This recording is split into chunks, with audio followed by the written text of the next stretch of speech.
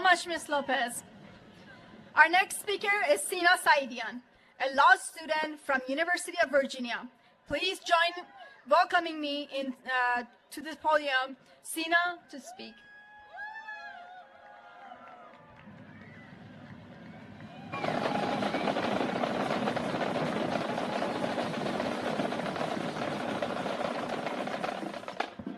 Friends and champions of a free Iran, we are standing at a crossroads of history.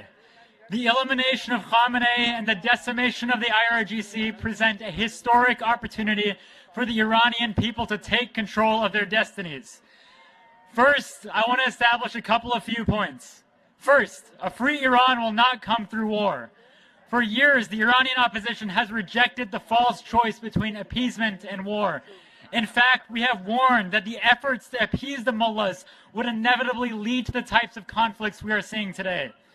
Second, total victory will not come without regime change. Khamenei may be gone, but the rest of his regime is still there, and it is imperative that the international community recognize the Iranian people's right to continue their fight against this regime and establish a democratic and secular republic. Third, on that point, regime change will not come through airstrikes, nor will it come in the form of a Nepo baby Shah in Maryland waiting to be delivered to his father's throne. As war ravages the country, we must channel our emotions into action. While opportunistic figures like the son of the Shah spend their time in media tours and social media charades, the real work of revolution is happening on the ground, led by the MEK and the resistance units in Iran, and we must amplify their fight. Successful regime change requires an organized force capable of fighting the IRGC on the ground and a democratic coalition that is ready to facilitate the transition to democracy. The only organization that exhibits these traits is the National Council of Resistance of Iran and the People's Mujahideen Organization of Iran. They have been preparing for decades, and it is critical for the international community to recognize their role in this historic struggle.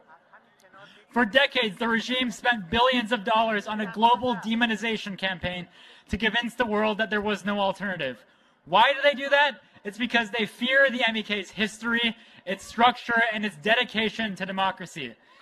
But the MEK is not just a social media trend. It is an organized movement founded in the 1960s to fight against the Shah, continuing that fight throughout the 80s, the 2000s, to today against the mullahs, and it's the engine of change inside of Iran. In fact, notably to me, just 1 week before Khamenei was killed, 250 members of the MEK's command headquarters inside Iran launched an armed attack against that very same compound, demonstrating fearlessness, operational capabilities, and the capacity to confront the regime at one of its most heavily protected centers of power. And that leads me to the final point, is that international law and human morality recognize that a basic fundamental truth is that a people facing execution, systematic torture, and despotism have a right to fight back against their government.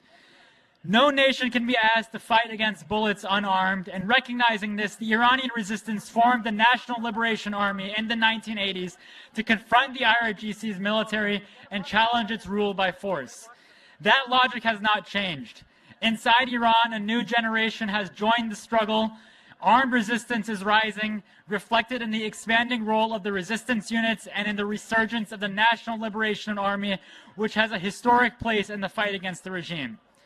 Now, the NLA was disarmed around 20 years ago due to the appeasement policy towards Tehran, but disarmament did not invalidate the legitimacy of their strategy, nor did it extinguish the Iranian people's right to resist tyranny. That principle remains unchanged. The regime will be overthrown by the people of Iran and their organized resistance. And that is why we continue this fight on the streets of Washington, D.C. today to call on the international community to embrace and support the fight for a free Iran led by the National Council of Resistance of Iran and Mrs. Maryam Rajavi's provisional government. And we're continuing that fight in this rally today to say no to the mullahs and no to the Shah, because victory is ours and with the Iranian people. لطفاً همه